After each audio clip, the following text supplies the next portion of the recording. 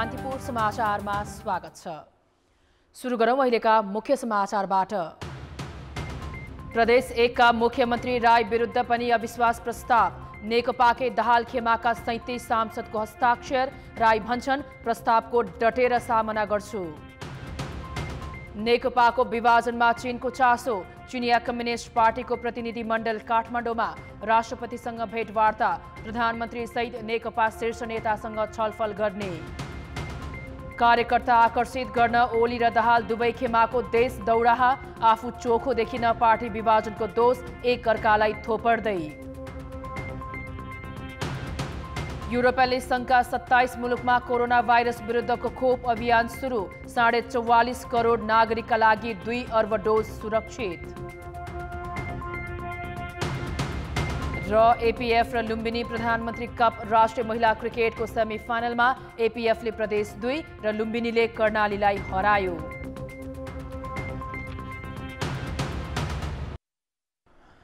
Nepal communist party विभाजनको असर बागमती र प्रदेश 1 मा समेत परेको छ। नेकपा दाहाल नेपाल समूहले आइतबार मुख्यमन्त्री शेरधन राई विरुद्ध प्रदेशसभामा अविश्वासको प्रस्ताव दर्ता गराएको हो। नेपाल कम्युनिस्ट पार्टी पुष्पकमल दाहाल र माधव कुमार नेपाल समूहले प्रदेश 1 का मुख्यमन्त्री शेरधन राई विरुद्ध आइतबार प्रदेश सभामा अविश्वासको प्रस्ताव दर्ता गरेको हो। प्रदेश प्रमुख सोमनाथ अधिकारीले प्रदेश सभाको हिउँदे अधिवेशन माघ 7 गते बोलाएकाले अविश्वासको प्रस्तावको छिनोफानो त्यसपछि लाग्नेछ। पहिलो दिन नै यसमा छलफल नहोला, अब त्यो उपयुक्तता हेरेर कार्यव्यवस्था परामर्श समितिको राय सुझाव र सल्लाह अनुसार हप्ता दिनभित्रमै अधिवेशन सुरु भएको हप्ता दिनभित्रमै यसमा चाहिँ त्यसका निश्चित प्रक्रियाहरू छन्। ती प्रक्रियाहरू अनुसार अगाडि बढ्नलाई प्रदेश सभाका माननीय सभामुखज्यूबाट कार्यसूची निर्धारण गरेर अगाडि बढ्ने व्यवस्था हुन्छ। नेकपाका 37 प्रदेश सभा सदस्यले मुख्यमन्त्री राई विरुद्ध अविश्वासको प्रस्ताव दर्ता गरेका हुन्। शनिबार आर्थिक मामिला तथा योजना मन्त्री इन्द्र बहादुर आङबोलाई मुख्यमन्त्री राईले पदमुक्त गरेको भोलिपल्ट दाहाल नेपाल खेमाले अविश्वासको प्रस्ताव ल्याएको हो। अविश्वासको प्रस्ताव ल्याउनु अघि सामाजिक विकास मन्त्री जीवन घिमिरे, राज्यमन्त्री जसमाया गजमेर र उद्योग पर्यटन वन तथा वातावरण राज्यमन्त्री विजय विश्वासले राजीनामा गरी अविश्वासको प्रस्तावमा हस्ताक्षर गरेका छन्। अविश्वासको प्रस्तावमा तत्कालीन नेकपा एमालेको संसदीय दलको नेतामा मुख्यमन्त्री राईसँग पराजित भीम प्रसाद आचार्यलाई भावी मुख्यमन्त्रीको रूपमा प्रस्ताव गरिएको छ। 93 सदस्य रहेको प्रदेश सभामा नेकपाका 67 जना छन्। तत्कालीन नेकपा माओवादी केन्द्रका प्रदेश सभा सदस्यहरू मुख्यमन्त्री राई विरुद्ध एक ढिक्का भएका छन्। माओवादीका 16 जना मध्ये 15 जनाले अविश्वासको प्रस्तावको पक्षमा हस्ताक्षर गरेका छन् भने उपसभामुख सरस्वती पोखरेलले हस्ताक्षर गरेकी छैनन्। दाहाल नेपाल खेमाले प्रदेश सभाको अधिवेशन अघि नेकपा संसदीय दलको नेताबाट मुख्यमन्त्री राईलाई हटाउने रणनीति बनाएको छ। सरकार गठनका लागि आफूहरूसँग स्पष्ट बहुमत रहेको दाहाल नेपाल खेमाको दाबी छ। बहुमत हाम्रो दलसँगै छ, हाम्रो दलमै हामी बहुमतमा छौँ भने प्रदेश सभामै बहुमत पुग्ने गरी चाहिँ बहुमत सदस्यहरूले चाहिँ अहिलेको घटनाक्रमलाई हेर्ने कुरामा हामीसँग समान धारणा हामी प्रदेश सभा सदस्यहरू नै छौँ र बाँकी दलहरूसँग पनि अहिलेको राजनीतिक घटनाक्रम यो सामान्य कुरा होइन। त्यसकारणले गर्दाखेरि उहाँहरूसँग समेत छलफल गरेर उहाँहरूसँग समेत सहकार्य गरेर हामी सरकार निर्माण गरेर अगाडि जान्छौँ। मुख्यमन्त्री राईले प्रदेश सभामा रहेका सबै राजनीतिक दलको सहयोगमा अविश्वास प्रस्तावको सामना गर्ने बताएका छन्। अप्राकृतिक एकदमै मतलब चाहिँ गलत उद्देश्यबाट प्रदेशहरूलाई मतलब चाहिँ कमजोर बनाउने एउटा उद्देश्यबाट चाहनाबाट यो मतलब प्रस्ताव आएको छ। त्यसैले प्रदेश सभाका सम्पूर्ण राजनीतिक दलहरू मान्य सदस्यहरूसँग छलफल म गर्छु, हामी गर्छौँ र मलाई लाग्छ कि यसको डटेर सामना गर्नुपर्छ भन्ने बारेमा एउटा मतलब सहमति, त्यो भनेको चाहिँ ठुलो बहुमतको सहमति, सबै दलहरूको बिचको सहमति त्यो बन्छ। त्यो सहमतिबाट यो अविश्वासको प्रस्ताव यो असफल हुन्छ। दुवै खेमाको स्पष्ट बहुमत नभएका कारण प्रदेशसभा सदस्यहरू तानातानको स्थितिमा छन्। नेकपा विभाजनको प्रक्रिया सुरु भएपछि शुक्रबार बागमती प्रदेशका मुख्यमन्त्री डोरमणि पौडेल विरुद्ध दाहाल नेपाल खेमाले अविश्वासको प्रस्ताव दर्ता गराएका थिए। बागमती र 1 नम्बर प्रदेशमा नेपाली काङ्ग्रेसको निर्णायक भूमिका हुने भएकाले काङ्ग्रेसले जुन समूहलाई सहयोग गर्छ उसले सरकार गठन गर्ने अवस्था देखिएको छ। कान्तिपुर समाचारका लागि क्यामेरामा समूह पोखरेलका साथ महाप्रसाद खतिवडा, विराटनगर, मोरङ। सत्तारूढ दल नेकपा विभाजनको बाटोमा अघि बढ्दै जाँदा दुवै पक्षका नेताहरू एक अर्कालाई दोषारोपण गर्दै जिल्ला दौडाहामा निस्किएका छन्। आफ्नो पक्ष नै आधिकारिक भएको दाबीसहित प्रधानमन्त्री केपी शर्मा ओली र अर्का अध्यक्ष पुष्पकमल दाहाल नेतृत्वका समूहको अबको ध्यान जिल्ला तहको नेतृत्व र कार्यकर्तालाई आफ्नो पक्षमा लगाउन केन्द्रित देखिएको छ। आरोप प्रत्यारोप र शक्ति आर्जनको होडमा उनीहरूले पार्टी फुट्नुमा अर्को पक्ष दोषी र आफू चाहिँ ठिक भन्ने देखाउन हरसम्भव प्रयास गरिरहेका छन्। प्रधानमन्त्री ओलीले पुस 5 गते प्रतिनिधि सभा विघटन गरेपछि चर्केको पार्टी विभाजनको श्रृङ्खला केन्द्रबाट अब जिल्लातिर सरेको छ। ओली र दाहालले छुट्टा छुट्टै केन्द्रीय समितिको बैठक बोलाएर एकले अर्कालाई अध्यक्षबाट कारबाही गरिसकेका छन् भने निर्वाचन आयोगमा पत्र सहित आधिकारिकताको दाबी समेत पेश गरेका छन्। केन्द्रको रणनीतिबाट अब विभाजनको दोष अर्को समूहलाई लगाउँदै दाहाल तथा ओली पक्षका नेताहरू आफ्नो समूहको औचित्य पुष्टि गर्न प्रदेश र जिल्ला दौडाहामा निस्केका हुन्। दुवै पक्षले 7वटै प्रदेश र 77वटै जिल्लाका पदाधिकारी सहितका बहुमत नेताहरू आफ्नो समूहमा तान्न केन्द्रबाटै नेताहरू खटाएका छन्। दाहाल पक्षले मेची महाकाली पुग्ने गरी दौडा थालेको छ। सूर्य चिन्ह हाम्रो हुन्छ, पार्टीको नाम नेकपा हुन्छ। 2 वर्षपछि चुनावमा गइन्छ, त्यो चुनावमा सूर्य चिन्ह र नेकपा पार्टीको स्पष्ट बहुमत ल्याइन्छ। केपी ओली जस्ता कमरेडहरूलाई अब उहाँहरूले पश्चाताप गर्नु, आत्मालोचना गर्नु, यो पार्टीमा समाहित हुनुहुन्छ। त्यस्तो भएन भने एउटा नेपालको राजनीतिक म्युजियममा उहाँहरू थन्किनुहुन्छ, सङ्ग्रहालयमा थन्किनुहुन्छ। अबको दिशा त्यही हो।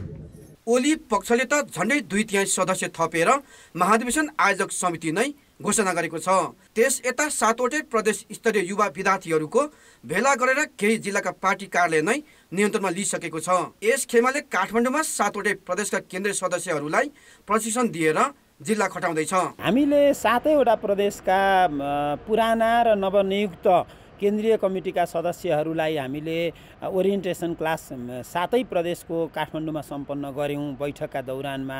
र सम्पूर्ण केन्द्रीय सदस्यहरू र जिम्मेवार कमरेडहरूलाई अब गाउँ पठाएर हरेक गाउँ टोल बस्तीमा पुगेर सरकारले गर्न खोजेका राम्रा कामहरूलाई व्यापक जनताका बिचमा पुर्याउने र सँगसँगै के हो त भने पार्टीलाई फेरि पुनर्व्यवस्थित गर्ने र व्यापक अभियानका साथ आगामी निर्वाचनको तयारी गर्ने योजना हामीले बनाएका छौँ। अब कानुनी रूपमा मात्रै अलग हुन बाँकी नेकपाका दुवै पक्षले केन्द्रदेखि वडा तहसम्मै कित्ताकाट थालिसकेका छन्। आफू राम्रो पुष्टि गर्ने आधार दुवै पक्षमा नदेखिँदा एकले अर्को पक्षमाथि पुरै दोषारोपण गरिरहेका छन्। आरोप प्रत्यारोप र शक्ति आर्जनको होडबाजीका क्रममा उनीहरूले पार्टी फुट्नुमा अर्को पक्ष दोषी र आफू चाहिँ ठिक भन्ने देखाउन हरसम्भव प्रयास गरेको देखिन्छ।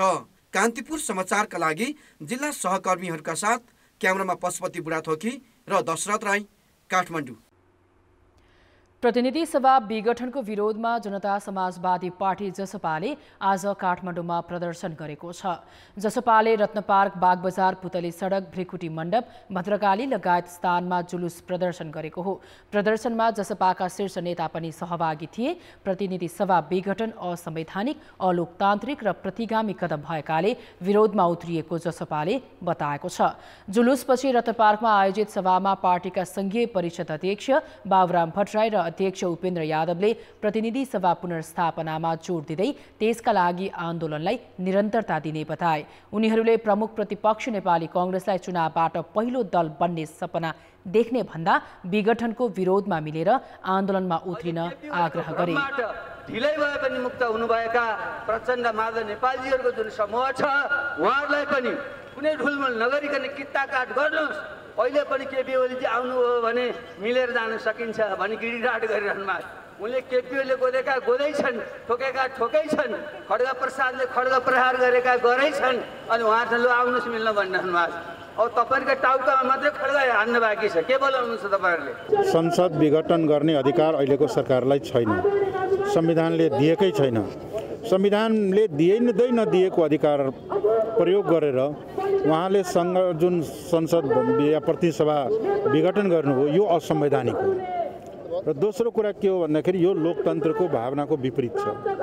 तेस्रो कुरा के हो भने यो प्रतिगमन उन्मुख छ। त्यस कारणले हामीले चाहिँ के छ भने असंवैधानिक र प्रतिगमनकारी कदमको विरुद्धमा हामी सङ्घर्षमा अगाडि बढ्ने र यसलाई सच्याउनलाई बाध्य पार्ने हो। जसपाले रौतहट, खोटाङ लगायत जिल्लामा पनि विरोध प्रदर्शन गरेको छ। रौतहटको गरुडामा गरिएको प्रदर्शनका सहभागीले प्रधानमन्त्री विरोधी नारा लगाएका थिए। नेपालमा राजनीतिक सङ्कट गहिरिँदै गएका बेला काठमाडौँ आइपुगेका चिनिया प्रतिनिधि मण्डलले उच्च राजनीतिक भेटवार्ता थालेको छ। चिनिया कम्युनिस्ट पार्टीको अन्तर्राष्ट्रिय विभाग उपमन्त्री कुओ एचौ र महानिर्देशक छुई यान सहितको 4 सदस्यीय टोली अपराह्न काठमाडौँ आइपुगे लगत्तै भेटवार्तामा व्यस्त भएको हो। टोलीले साँझ 7:30 बजे प्रधानमन्त्री निवास बालुवाटार पुगेर प्रधानमन्त्री एवं नेकपाका अध्यक्ष केपी शर्मा ओलीसँग भेटवार्ता गरेको छ। त्यसअघि चिनिया टोलीले शीतल निवास पुगेर राष्ट्रपति विद्यादेवी भण्डारीसँग करिब 2 घण्टा वार्ता गरेको थियो। चिनिया टोलीले नेकपाका अर्का अध्यक्ष पुष्पकमल दाहाल र माधव नेपाललाई भोलि भेट्ने कार्यक्रम छ। टोली 4 दिनसम्म काठमाडौँमा रहनेछ, तर भ्रमणबारे नेकपा र काठमाडौँ स्थित चिनिया दूतावासले औपचारिक रूपमा केही बताएका छैनन्। प्रतिनिधि सभा विघटन प्रकरणले सत्तारूढ नेकपा 2 समूहमा विभाजित भएपछि नेपालका लागि चीनका राजदूत हौ यान्छीले पनि भेटघाट बढाएकी थिइन्। प्रतिनिधि सभा विघटन र नेकपा 2 समूहमा विभाजित भएको विषयमा चीनले अहिलेसम्म औपचारिक रूपमा कुनै प्रतिक्रिया दिएको छैन। प्रतिनिधि सभा विघटन प्रकरणले सत्तारूढ नेकपा 2 समूहमा विभाजित भएका बेला चिनिया कम्युनिस्ट पार्टीको विदेश विभागका उपमन्त्री कुओ एचौको नेपाल भ्रमणलाई कुन रूपमा लिने भनेर हामीले चीनका लागि पूर्व राजदूत महेश मास्के र चीन अध्ययन केन्द्रका कार्यवाहक अध्यक्ष सुन्दरनाथ भट्टराईलाई सोधेका छौं। नेपालमा राजनीतिक घटनाहरू यसरी विकसित भइरहेका छन्, त्यो पनि सत्तारूढ दल नेपाल कम्युनिस्ट पार्टीकै अन्तरसङ्घर्ष यसको प्रमुख कारकको रूपमा देखिएको छ। चीनबाट एउटा प्रतिनिधिमण्डल नेपाल आएको विषयलाई यहाँले कसरी हेर्नु भएको छ? नेपालमा चाहिँ हाम्रो चासो एकदमै छ भन्ने मेसेज दिन पनि आउनु भएको जस्तो लाग्छ, किनकि अहिलेको विश्वको परिस्थिति र क्षेत्रीय भू राजनैतिक स्थिति जसरी अगाडि बढिरहेको छ, त्यसले गर्दाखेरि नेपाल चाहिँ एउटा हटस्पट बन्ने स्थितिहरू छ। र यो टिबेट जस्तो सेन्सिटिभ चीनको चाहिँ क्षेत्र नेपालसँग जोडिएको हुनाले पनि चीनको चासो बढेको हुनसक्छ। त्यसैले एकातिर यो भू राजनैतिक अवस्था एउटा कारण हुनसक्छ उहाँहरू यति बेला आउनुको। दोस्रो चाहिँ अघि तपाईँले भन्नुभयो यो जुन भगिनी एउटा चाहिँ जुन सम्बन्ध छ कम्युनिस्ट पार्टीको त्यो स्प्लिट हुन आँटेको बेलामा त्यो चिन्ता जाहेर गर्न पनि आएको हुनसक्छ। आफ्नै छिमेकीमा चाहिँ अहिले छिमेकीमा चाहिँ एउटा संयुक्त सरकारको रूपमा चाहिँ ऊ छ, मतलब क्रियाशील छ, त्यसलाई खलबल नहोस् भन्ने र उनीहरूकै आफ्नै पनि सेक्युरिटी कन्सर्नहरू छन् क्या चीनको अहिले। कि चाहिँ अब नेपाल चाहिँ नि अब भनौँ न इन्डिया र चाइनाको बिचमा एउटा चाहिँ राष्ट्रको रूपमा रहेको छ र अब इन्डियामा अमेरिकन इन्फ्लुएन्सहरू यो इन्डो पेसिफिक इन्फ्लुएन्स र चाहिँ यसको एउटा यसैको अङ्गको रूपमा आएको एमसिसी को चाहिँ इन्टेन्सनहरू हेर्दाखेरि यो चाहिँ एउटा चाइनाको कन्टेनमेन्टकै उद्देश्यले चाहिँ आएको स्ट्राटेजीमा नेपाल पनि नपरोस् भन्ने त उनीहरूको पहिलेदेखिकै आशा हो। जसरी राजनीतिक घटनाक्रमहरू जसरी विकसित भइरहेको छ त्यसमा नजिकको छिमेकीको नाताले चीनले अझ कम्युनिस्ट पार्टीको आन्तरिक विषयमा अलिकति आफ्नो भूमिका खोजेको हो भनेर भन्न सकिन्छ? त्यो त उनीहरूको पक्कै हो। मैले तपाईँलाई भनिहालेँ कि दुईटा जुन चाहिँ यो विखण्डन हुन लागेको अवस्था छ त्यसलाई चाहिँ संयुक्त रूपमा अगाडि बढाउनलाई चाहिँ के गर्न सकिन्छ भन्ने उनीहरूले सोचाइ छ। त्यो पनि उनीहरूले चाहिँ विचार विमर्शमा यहाँका नेताहरूसँग छलफल गर्लान् र अहिलेको अवस्थालाई चाहिँ कसरी सुधार्ने, पछि चाहिँ सुध्रिन्छ सुध्रिँदैन, कुन अवस्थामा पुगेको छ भन्ने कुरा उनीहरू बुझ्न चाहेको पक्कै भयो। र सकेसम्म चाहिँ उनीहरू चाहिँ चाहन्छन् कि दुईवटा चाहिँ विखण्डन हुन लागेको चाहिँ जुन चाहिँ छ अवस्था छ त्यसलाई चाहिँ यो return back to the original चाहिँ तपाईँको सिचुएसन गर्नलाई उनीहरूले कतिसम्म सम्भव छ भन्ने उनीहरूले बुझ्छन्। कुरा गर्ने यही विषयमा हो। यस्तो अवस्था आइसक्यो कि उहाँ चिनिया पक्षले चाहेर पनि अहिले युनिटी हुन सक्ने तत्काल त त्यो देखिन्न। के चाहिँ हुनसक्छ भन्दाखेरि भने त्यो अहिले उहाँहरू आएर कसलाई भेट्नुहुन्छ भन्ने कुरा चाहिँ मैले अघि भने नि, यो अब राष्ट्रपतिलाई भेट्नु त एउटा कर्टिसीको कुरा नै भयो होइन, प्रधानमन्त्रीलाई पनि एउटा कर्टिसीको कुराहरू भयो, तर त्यस बाहेकको उहाँहरूको भेटघाटहरू कता केन्द्रित हुन्छ भन्ने कुरा चाहिँ अत्यन्तै महत्त्वपूर्ण छ। ब्रेकपछि समाचारमा स्वागत छ। बक्यौता भुक्तानीको माग राखेर उखु किसानले काठमाडौँमा आन्दोलन थालेको 2 साता नाघ्यो, तर उनीहरूले न पुरै रकम पाएका छन् न त सरकारले भुक्तानी दिलाउने सुनिश्चितता गरेको छ। सरकार भुक्तानी नदिने उद्योगीलाई पक्राउ पूर्जी जारी गर्ने भूमिकामै सीमित भएकाले किसानले सबै बक्यौता कहिलेसम्म पाउँछन् भन्ने यकिन छैन। नाममा पुस 2 गते पक्राउ पूर्जी जारी भएपछि चिनी उद्योगीले किसानलाई 35 करोड रुपियाँ भुक्तानी गरेको रिपोर्ट उद्योग मन्त्रालयले दिएका छन्। बाँकी बक्यौता पनि छिट्टै भुक्तानी गर्ने भनेका छन्, तर किसानले पत्याएका छैनन् किनभने उनीहरू 4 वर्षदेखिको बक्यौता नपाएकैले काठमाडौँमा आएर सडकमा बसेका हुन्। उनीहरू सबै बक्यौता भुक्तानी नभएसम्म आन्दोलन टुङ्ग्याउने पक्षमा छैनन्। यो हाम्रो अनिश्चितकालीन हो। जबसम्म हाम्रो पैसा हाल्दैन वा सरकारले सम्पूर्ण जिम्मेवारी लिँदैन, यो सबै पैसाको सरकारले जिम्मेदारी लिनु पर्यो, किनभने उद्योगले सञ्चालन गर्न लगाएको छ। कसैको 2 लाख छ 20,000 आयो, 75 को पैसा हालिदिरहेछ, हाम्रो 74 को पैसा खोइ, 73 को पैसा खोइ, 72 को पैसा खोइ, 71 को पैसा खोइ, यो कसले दिने हो? यो त तपाईँ मिडिया साथी मार्फत हाम्रो सरकारलाई आग्रह गर्न चाहन्छु, हाम्रो जुन खातामा पैसा हालिरहेछ त्यो 70 देखि जोडेर 76 सम्मको पैसा एकजनाको पुरै हालियोस्। उद्योगीले अब 30 करोड रुपियाँ भुक्तानी गर्न बाँकी रहेको बताएका छन्, तर आफूहरूले पाउनुपर्ने रकम 50 करोड भन्दा बढी रहेको किसानको भनाइ छ। सरकारले तोकेको मूल्यभन्दा कम दरले हिसाब गरेर उद्योगीले ठग्न खोजेको किसानको आरोप छ। 536 सरकार के नियम है, आज दिए थे हजूर 425, तो हम गरीब मर गया, उद्योग कहाँ से ले आके देगा, कौन देगा? 536 रुपया हमको हजूर 536 रुपया भुगतान करा दीजिए, न तो मर जाएगा इस लंग रोड पर। किसानले पाउन बाँकी भुक्तानी कति हो सरकारलाई भने अहिलेसम्म जानकारी छैन। उखु बेचेको मूल्य पाउन किसानले आन्दोलन थालेको 2 साता नागिसक्दा पनि सरकारले यसमा ठोस पहल कदमित लिएको छैन। स्थानीय प्रशासन मार्फत भुक्तानी नदिने उद्योगीलाई पुस 2 मा पक्राउ पूर्जी जारी गरिएको थियो, तर अहिलेसम्म एउटै उद्योगीलाई कारबाहीको दायरामा ल्याइएको छैन। विभागीय मन्त्री लेखराज भट्ट किसानको समस्या भन्दा पार्टीको गुटगत भेलामै व्यस्त छन्। गृह मन्त्रालय मार्फत जिल्ला प्रशासन कार्यालयमा समस्या पन्छाएर उद्योग मन्त्रालय जिम्मेवारीबाट उम्किएको छ। श्रीराम सुगर मिलको भुक्तानीको विषयको कुरा गर्दाखेरि यो छिटै यो म्यानुअल हातहातै वितरण गर्दाखेरि लाइन लगाएर वितरण गर्नुपर्ने, 6 वर्ष 7 वर्ष अगाडिको श्रेष्ठताको आधारमा वितरण गर्नुपर्ने भएकोले गर्दाखेरि केही समय लाग्ने। किसानले उद्योगीलाई बेचेको उखुको मूल्य पाउन आन्दोलन गरेको 2 साता नागिसक्दा पनि सरकारले समस्या समाधान नगर्नु लज्जास्पद हो। यसले किसानको पीडामा सरकार संवेदनहीन रहेको सन्देश गएको छ। कान्तिपुर समाचारका लागि क्यामेरामा राजेन्द्र महर्जनका साथ सुमन पन्थ, काठमाडौँ। प्रधानमन्त्रीले अकस्मात प्रतिनिधि सभा विघटन गरेपछि दिनदिनै प्रदर्शन हुन थालेका छन्।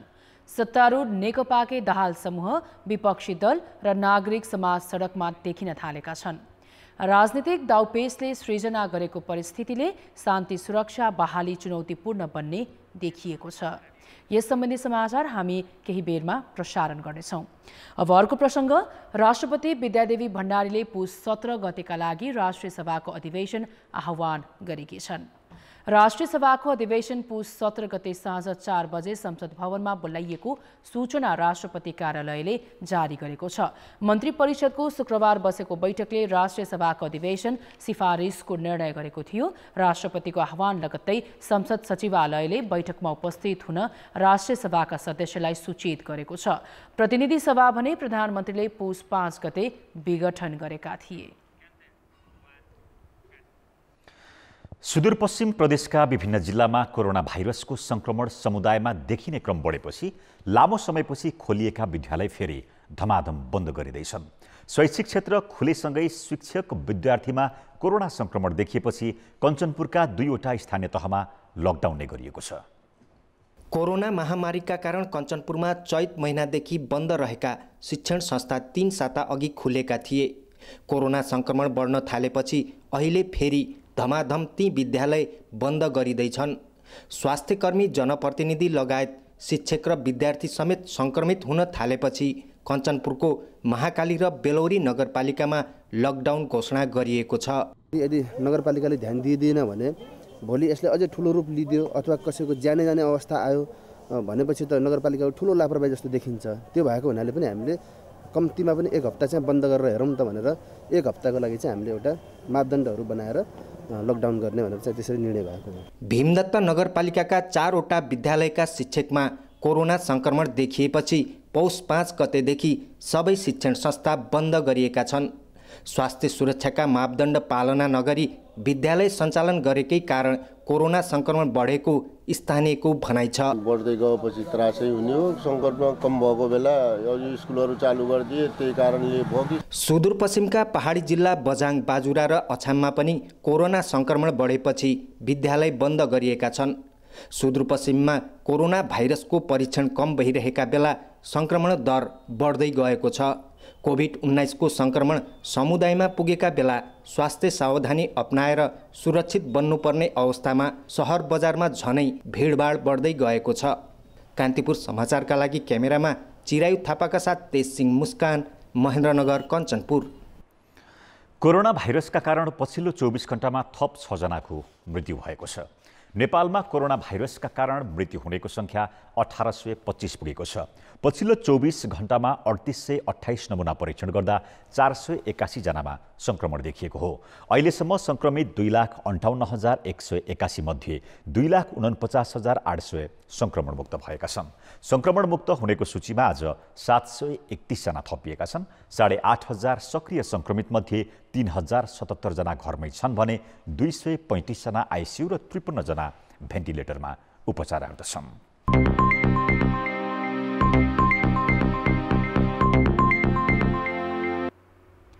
शेयर किनबेच गर्दा लाग्ने कमिसन महँगो भएको लगानीकर्ताको गुनासो सम्बोधन गर्दै आइतबारदेखि लागू हुने गरी 33% घटाइएको छ। तर ब्रोकरको कमिसन घटाएको धितो पत्र बोर्डले आफूले लिने कमिसन भने यथावतै राखेको छ। यसमा उसले कानुनलाई बाधक देखाएको छ। शेयर किनबेचमा लगानीकर्तासँग लिने कमिसन 33% घटाउने बोर्डको निर्णय आइतबारदेखि लागू भएको छ। लगानीकर्ताले अब कारोबार रकमको आधारमा बढीमा 0.4% कमिसन तिरे पुग्छ। यसअघि 0.6%सम्म तिर्नु पर्थ्यो। लगानीकर्ताले अनलाइन कारोबारले गर्दा ब्रोकरको भूमिका कम भएको र कारोबार रकम पनि बढेको जनाएर कमिसन 0.25%मा झार्न माग गर्दै आएका थिए। हुन पनि 2 वर्ष अघि दैनिक 25 करोड हाराहारी कारोबार हुन्थ्यो। अहिले दैनिक 4 अर्ब रुपियाँ भन्दा बढीको कारोबार हुने गरेको छ। मङ्सिर 15 गते एकै दिन 9 अर्ब 22 करोडको कारोबार भयो। तर कमिसन भने एउटै। कारोबार रकम बढ्दा ब्रोकरको आम्दानी बढी हुन्छ। त्यसैले कारोबार रकम बढेको आधारमा कमिसन घटाउनु पर्ने माग उठेको हो। बोर्डले कमिसन घटाउने निर्णय आइतबारदेखि कार्यान्वयनमा ल्याएपछि ब्रोकरले असन्तुष्टि जनाएका छन्। बोर्डले आफूले पाउने कमिसन यथावतै राखी ब्रोकरको कमिसन मात्र घटाएकाले पनि असन्तुष्टि उब्जिएको हो। ब्रोकरको मुख्य आम्दानी भनेकै त्यही हो, फेरि अरू आम्दानी केही पनि हुँदैन। त्यसले गर्दा व्यवसायमा गरेको सबै लगानी, त्यसको इफोर्ट, त्यसमा लागेको मेन पावर होइन, हामी जस्ता व्यवसायहरू यसैमा अब हाम्रो करियर नै यसैमा छ भनेर लागिसकेपछि व्यवसायले केही त रिटर्न त खोज्नु पर्यो होइन। त्यसमा चाहिँ रिसर्च बेसमा, डाटा बेसमा चाहिँ आएर अध्ययन गरेर व्यावसायिकतालाई कति चाहिँ पारदर्शी बनाउन सकिन्छ, कति चाहिँ यसको रिटर्न हो, के छ यसको रिस्क पार्टहरू हो, यो समग्रमा अध्ययन नगरिकन एउटा हजुवाका भरमा कमिसन यति र उति हुनुपर्छ भनेर ठ्याक्क घटाइदिने चलन यो 2-3 चोटि भइसकेको छ। यो चाहिँ गलत हो भन्ने चाहिँ हाम्रो भनाइ हो। धितोपत्र बोर्डले शेयर कारोबारमा 0.015% शुल्क लिन्छ। साथै ब्रोकरले उठाएको कमिसनबाट पनि बोर्डले 0.6% लिन्छ। मङ्सिर 15 मा बोर्डले नियमन शुल्क र कमिसन बापत 6,30,000 रुपियाँ पायो। यस्तै कमिसनको 20% नेपाल स्टक एक्सचेन्ज नेप्सेले पाउँछ। बोर्डले अहिले कमिसन घटाउँदा आफूले र नेप्सेले पाउने शुल्क यथावतै राखेको छ। आफ्नो कमिसन घटाउन धितोपत्र ऐन नै संशोधन गर्नुपर्ने भएकाले यथावत राखेको बोर्डको प्रष्टीकरण छ। अब यो 0.015 को जुन शुल्क लिने हो, यो शुल्क चाहिँ अहिले विनियमावलीमा छैन। हामीले विनियमावलीमा को अनुसूची संशोधन गरेको हो। यो चाहिँ ऐनमै छ। ऐनमा भएको कुरा हामी अहिले चाहिँ यो सञ्चालक समितिले अथवा चाहिँ के अरे मन्त्रालयले नियमावलीहरूमा संशोधन गरेर हुँदैन। त्यसलाई त्यो चाहिँ कम्पनी हो र त्यो चाहिँ अहिले एजिटेड रहेको, हामीले त्यसलाई छुन सकिँदैन। बोर्डले लिने शुल्क र कमिसन तथा नेप्सेले पाउने कमिसन घटाउने हो भने लगानीकर्तालाई राहत हुन्छ। यसले कारोबार बढाउन टेवा पुग्छ। त्यसैले ब्रोकरको कमिसन घटाएको बोर्डले बहानाबाजी गर्ने भन्दा नियामकीय शुल्क घटाएर लगानीकर्तालाई आकर्षित गरे ब्रोकरको असन्तुष्टि मत्थर हुनेछ। कान्तिपुर समाचारका लागि क्यामेरामा हरिशरण तिमिल सेनाका साथ सुदिल पोखरेल, काठमाडौँ।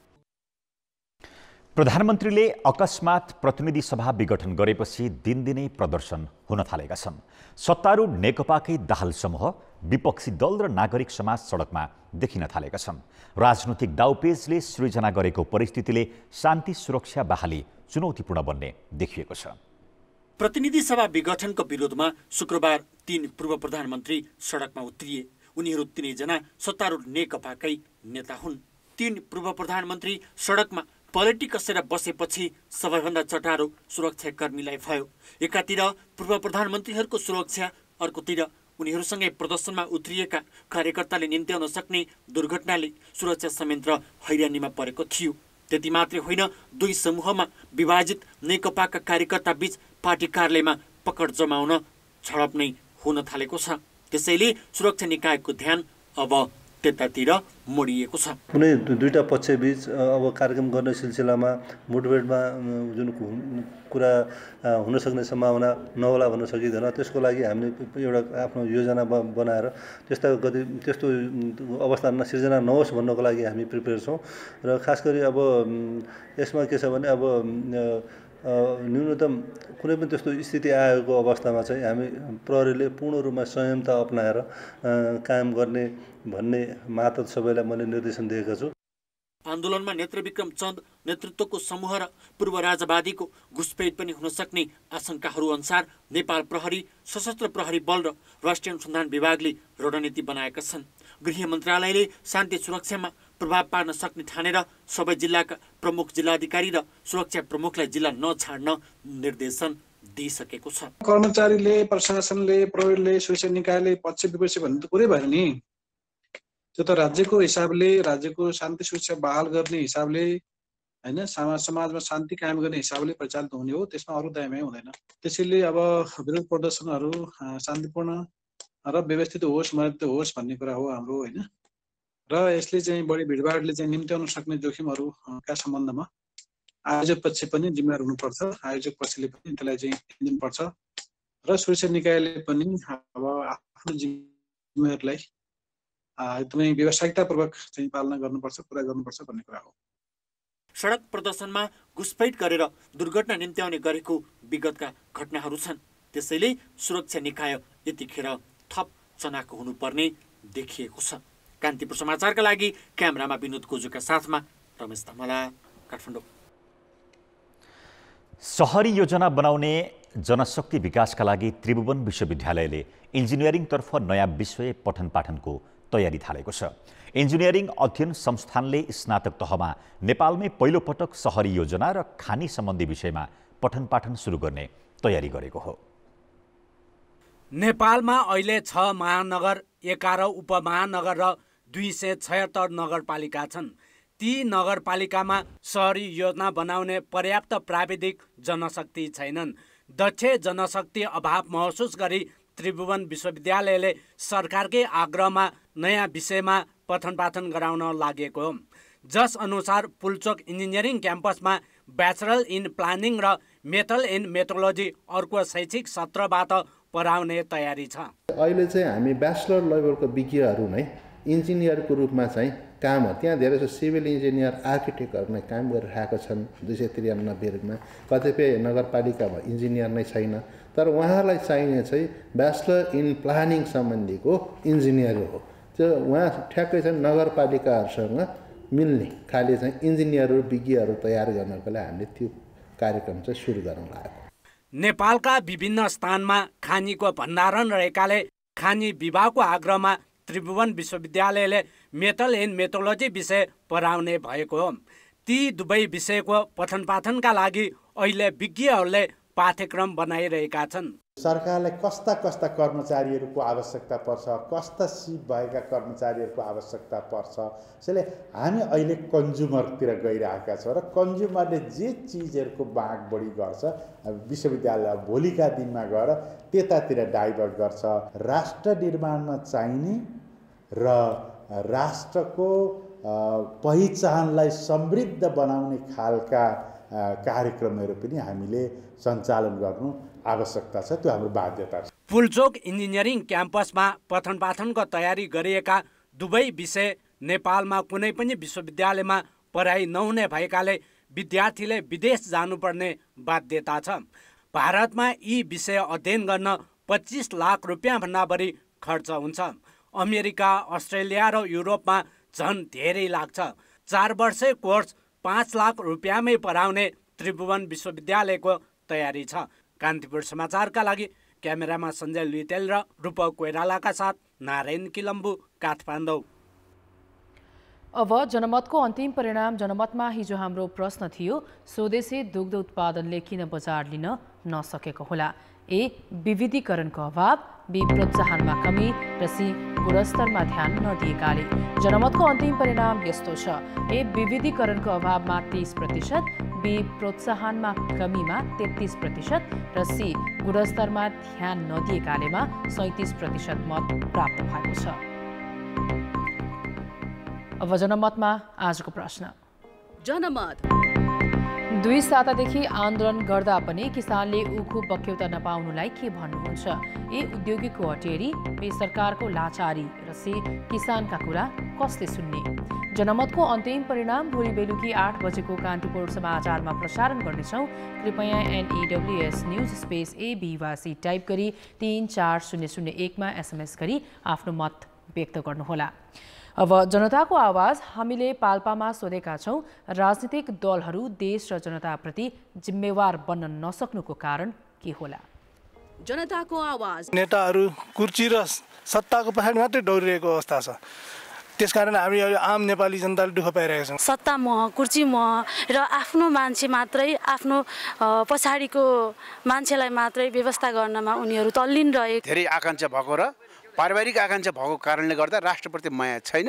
व्यक्तिगत रूपमा सोच्नुहुन्छ नेताहरू र एकदमै भ्रष्टाचार बढिरहेको छ, त्यही भएर आफ्नो जनताप्रति उत्तरदायी नभएको कारण धेरै नपढेको नेताहरू भएर पनि यस्तो आइपुग्न गएको हो। आज यो देश यसरी लथालिङ्ग भताभुङ्ग हुनुको कारण भनेको सबै चाहिँ जिम्मेवारी भनेको नेताहरूलाई जान्छ। कुर्सीको लागि धेरै लड्नुभयो र नाताको लागि पनि धेरै हेर्नुभयो। नेता अन्त स्वार्थी भए, आफ्नो मात्रै आफूलाई आफ्नो मात्रै जुन सोच गराउने, जनता र चाहिँ राष्ट्रको लागि चाहिँ वास्तै नगर्ने। सत्ता मोह र कुर्सी मोहले गर्दा अहिलेको यो अवस्था हुन पुगेको हो। हामीले जे गरे पनि हुन्छ भन्ने एउटा अभिमान आएर लागेको भएर उनीहरू जनताप्रति, देशप्रति जवाफदेही हुन सकेनन्।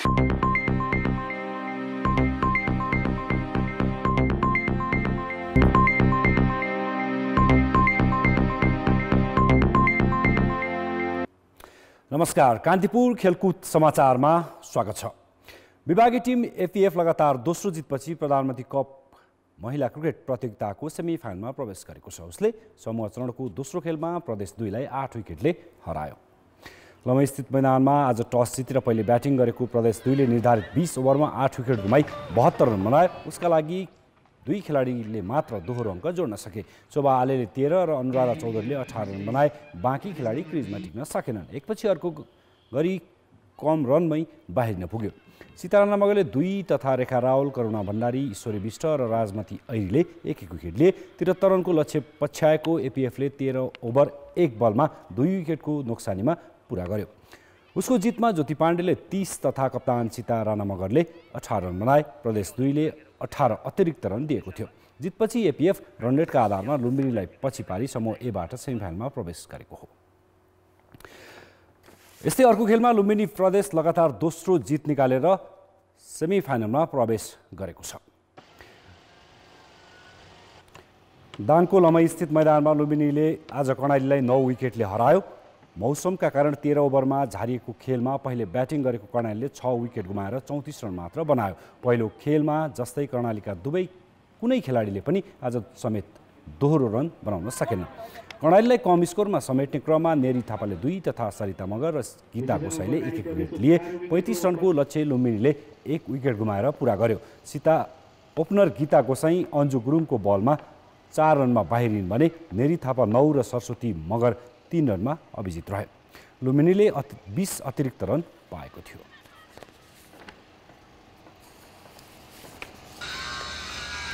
पुरुषतर्फ राष्ट्रिय फुटबल टिमको कार्यवाहक प्रशिक्षकको जिम्मेवारीमा अहिले बालगोपाल महर्जन छन्। योहान कालिनको राजीनामापछि महर्जनले जिम्मेवारी पाएका हुन्। महिला टिम भने प्रशिक्षक विहीन छ। अखिल नेपाल फुटबल संघ एन्फा महिला टिममा पहिलोपटक विदेशी प्रशिक्षक ल्याउने योजनामा छ।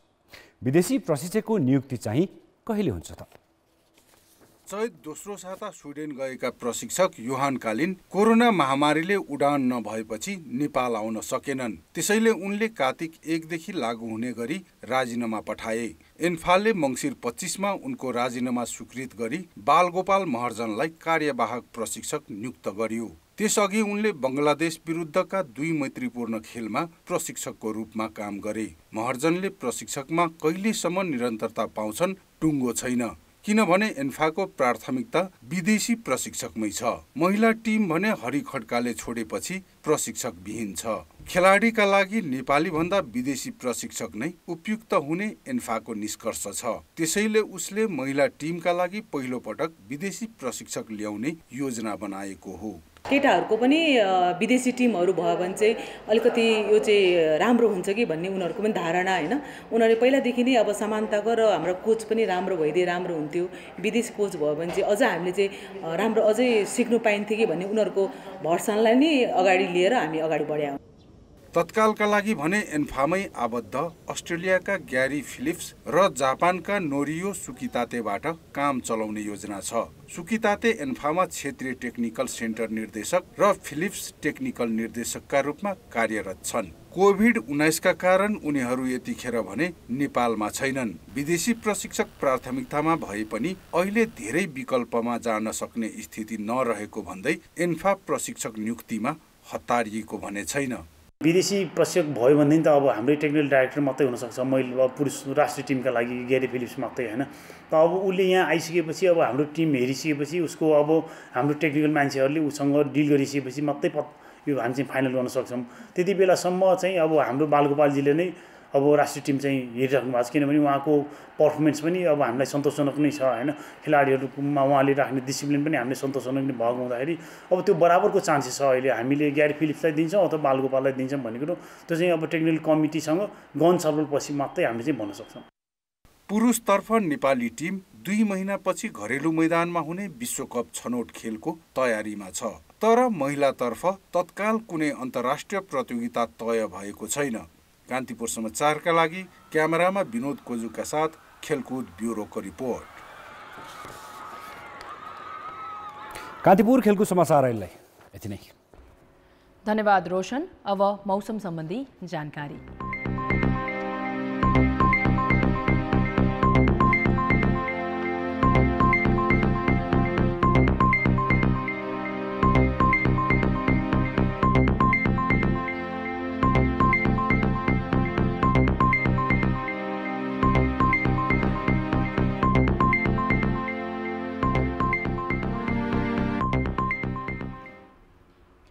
अन्त्यमा मुख्य समाचार फेरि एकपटक। प्रदेश 1 का मुख्यमंत्री राय विरुद्ध पनि अविश्वास प्रस्ताव। नेकपाकै दाहाल खेमाका 37 सांसदको हस्ताक्षर। राय भन्छन् प्रस्तावको डटेर सामना गर्छु। नेकपाको विभाजनमा चीनको चासो। चिनिया कम्युनिस्ट पार्टीको प्रतिनिधि मण्डल काठमाडौँमा। राष्ट्रपति र प्रधानमन्त्रीसँग भेटवार्ता।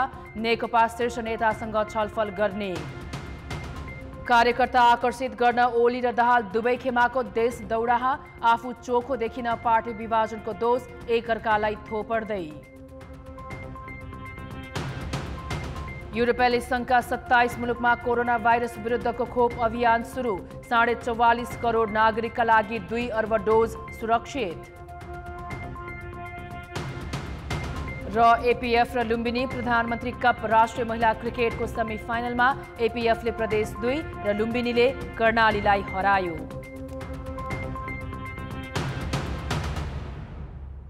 कान्तिपुर समाचार अहिलेलाई सकियो। कान्तिपुर टेलिभिजन हेर्दै गर्नुहोला। नमस्कार।